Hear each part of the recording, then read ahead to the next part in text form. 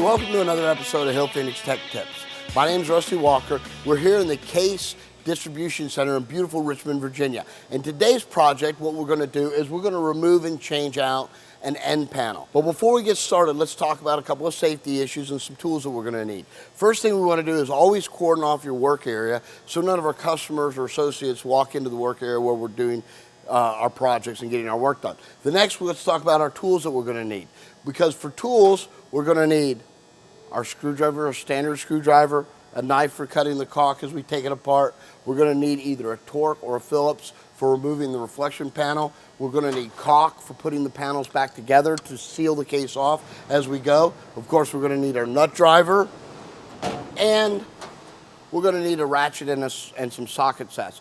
We recommend for doing this that we use a deep well socket so as we pull the nuts off the bolts. All right, so now that we've got our safety and our tools, let's go ahead and begin. All right, now before we can start to remove the panel, there's some things that we have to get out of the way. The first thing we want to do is we're going to remove our shelves.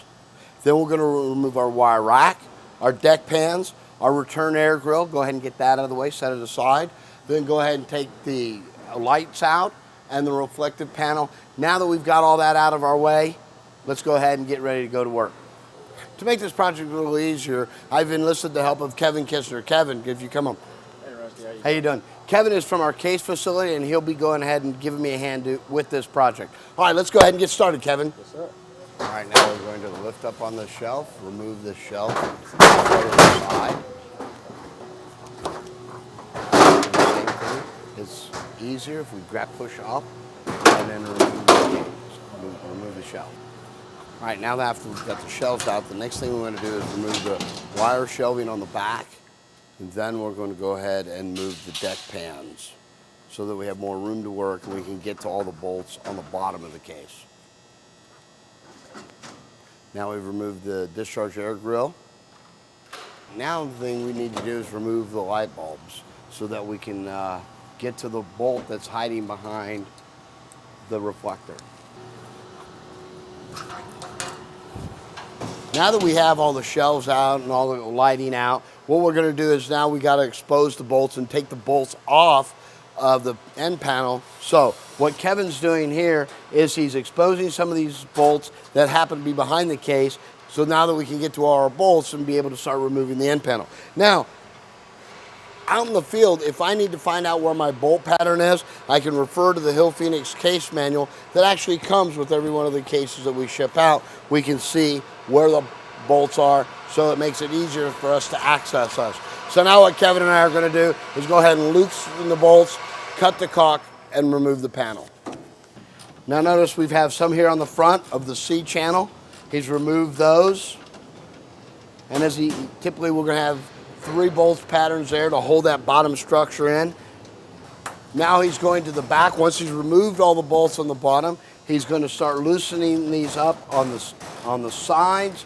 Then he's going to work his way up to the top. Now he's going to loosen all these, not take all the bolts off all of a sudden so we don't lose it, but we'll get them all loosened, take it out, and then right when we get everything loose, we'll remove those nuts, and then we'll start to take the panel off. Let's get ready to cut the caulk that's actually holding the end panel and seals the air from infiltrating in there. So Kevin's going to go ahead and he's going to start cutting the caulk that's in the top of the panel.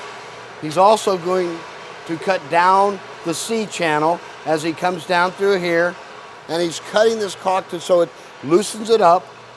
We want to cut all the way around on the inside. Now once we've cut it on the inside, now remember, we have put caulk in the top of it, so we're going to have to get our ladder in here, and we're going to start cutting the caulk at the top of it. All right, now as we start to do this, we may want to get one person ready to kind of hold it just in case it does start to slip loose. Now that we've got all the caulk cut, now we will start to pull the panel off of the case.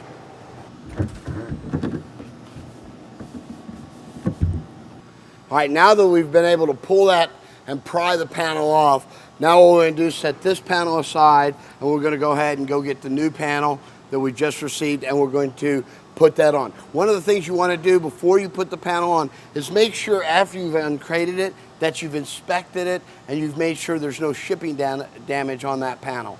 As you notice, pulling our panel off was relatively easy because we don't have the caulk that you would normally have in a real case. When you do this in the store, what you'll have to do more often than not is pry the end panel off the case and break that caulking loose. Even though we've cut it, we still may have to pry that off to get it loose and pull very hard. All right, so now that we've done that, we've got our end panel off. Now what we want to do is we want to bring in the new panel and start to reassemble that. Now remember, putting the new panel on is going to be just the opposite or in reverse of what we did to take it off. So we're going to go through that process now. We'll start with putting the studs in the panel, and let's go through that. One of the things we have to do, as Kevin is doing here, is Kevin is clearing off and cleaning off all of the old caulk. Because once he gets that clean, because we want a good seal, because it's important that we seal that with clean caulk so that we don't allow any air to infiltrate into the case and increase our load and decrease our efficiencies of both the case and the system. We can also hurt product temperature as well. So Kevin's cleaning off all the old caulk.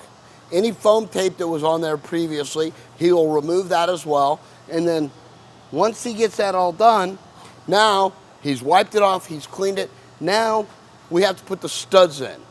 The smaller ones are going to be placed in the front of the case where we're only going to be going through the pipe chase and the small finish metal. The larger ones are going to be in the back where we have to go through that 2-inch shelf standard in the back of the case. So we want to have the longer bolts there so when we put them in, we have something to tighten down to.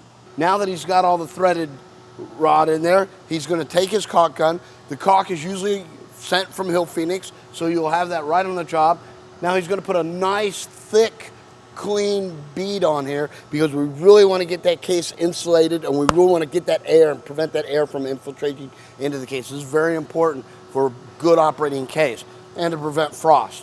Now, he's going back, basically putting the caulk on where he took it off. He's going to make sure he puts a lot of it around the bottom. Then after he gets the caulk, he's going to put his foam tape on.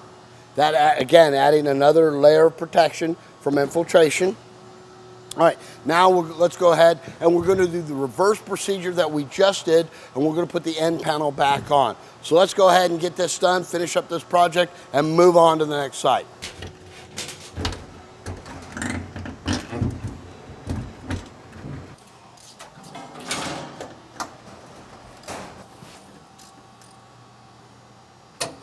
Now, we've already started putting this back together. One of the things you see Kevin doing is, again, for that added layer of protection, he's sealing all the inside seams.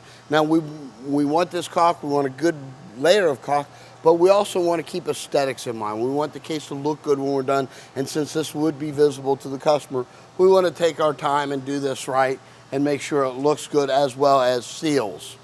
All right, he's coming down through here, down through the shelf standard, down through the back, and he's going to fully caulk the seam of this on the inside. Then once he's done with that, he'll go up on top of the case as well, and he wants to seal there. Because like we've said, it's very important we don't allow that warm air to infiltrate into our cold case.